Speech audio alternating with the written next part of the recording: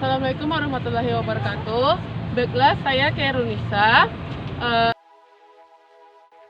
akan mengenalkan para nama-nama anggota dari kelompok saya. Yang pertama adalah saya Kairunisa. Kenalkan, nama saya Faizarianti. Dan yang ketiga itu Assalamualaikum warahmatullahi wabarakatuh. Nama saya Siti Kokomi Sandia dan selanjutnya itu teman saya. Assalamualaikum warahmatullahi wabarakatuh. Saya adalah Firera yang mempresentasikan hasil presentasi di bagian keempat. Nah, teman-teman jangan lupa ya nonton video kami di YouTube. Jangan lupa like, subscribe, dan komen ya. Oke.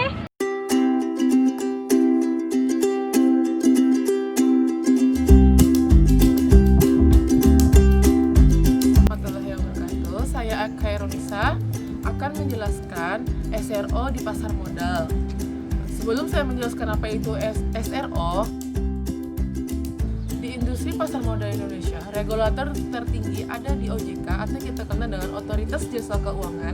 Namun SRO merupakan institusi yang memberi kewenangan undang-undang mengatur para anggotanya.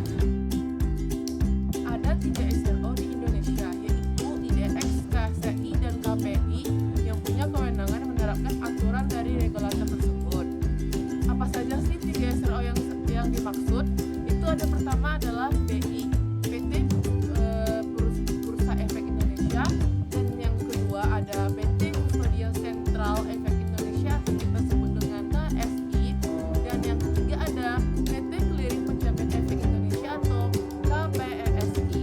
Di antara ketiga SRO itu yang boleh dibilang BI sebagai induknya dan ketiga berstatus swasta. Saya akan menjelaskan struktur pasar modal di Indonesia.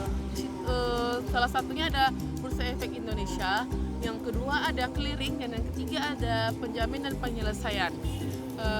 Di segi perusahaan efek itu ada namanya penjamin pelaksana emisi, lalu perantara perdagangan efek, dan manajer investasi. Lalu dari segi penunjangnya itu ada bank kustodian, wali amanat, program perlindungan investor Indonesia, dan lalu ada pemeringkat efek dan lain-lain. Dan dari segi profesi penunjang itu ada akuntan, notaris, dan lalu ada penilai dan konsultan hukum. Dari segi pemodal itu ada dari domestik dan dari asing ataupun dari luar. Dan juga emiten, perusahaan publik maupun reksadana. Sekian presentasi dari saya. Baiklah, saya akan melanjutkan dari penjelasan teman saya. Di sini saya akan menjelaskan tentang Bursa Efek Indonesia atau BI. Bursa Efek Indonesia itu adalah pihak penyedia berbagai infrastruktur efek pasar modal yang mulai dari sistem, dari pencatatan atau perdagangan, dan memiliki kewenangan dan pengawasannya. Di sini pencatatan perdagangan Bursa Efek Indonesia itu adalah efek pasar modal yang mulai dari saham, dari obligasi korporasi atau obligasi negara, dan atau kontrak investasi kolektif atau KIK atau efek beragam aset dan lainnya. Di sini pemegang saham dari Bursa Efek Indonesia itu adalah perusahaan sekuritas yang termasuk sebagai anggota bursa. Dan saat ini jumlah anggota bursa yang tercatat di Bursa Efek Indonesia itu adalah 111 perusahaan. Assalamualaikum warahmatullahi wabarakatuh. Saya Skivo. Saya akan menjelaskan apa itu KSI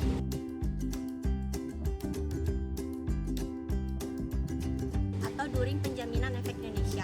Secara definisi, KSI merupakan lembaga penyimpanan dan penyelesaian atau LPP di pasar modal Indonesia. Lembaga ini berdiri pada 23 Desember 1997 dan memperoleh izin operasionalnya pada 11 November 1998.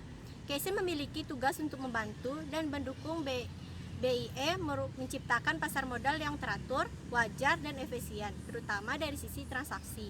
KSI memberikan layanan jasa penyimpanan dan penyelesaian transaksi efek. Penyimpanan efek dalam bentuk elektronik, penyelesaian transaksi efek, itu ada administrasi efek, distribusi hasil, corporation action, dan jasa lainnya.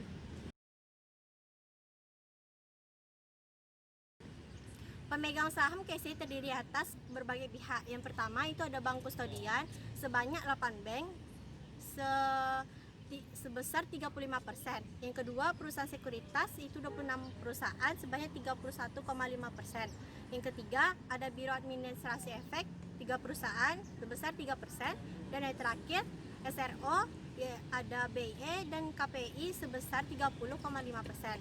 Selanjutnya saya akan menjelaskan struktur dari pasar modal. Pasar modal mempertemukan investor pemilik dana dengan pihak yang memerlukan dana atau partner, yaitu pihak yang memerlukan dana atau emittment bertemu di pasar modal dan pemilik dana investor itu juga bertemu di pasar modal. Ada beberapa infrastrukturnya. Yang pertama, regulator atau OJK. Yang kedua ada SRO, terdiri dari BE, KCI, dan KPEI.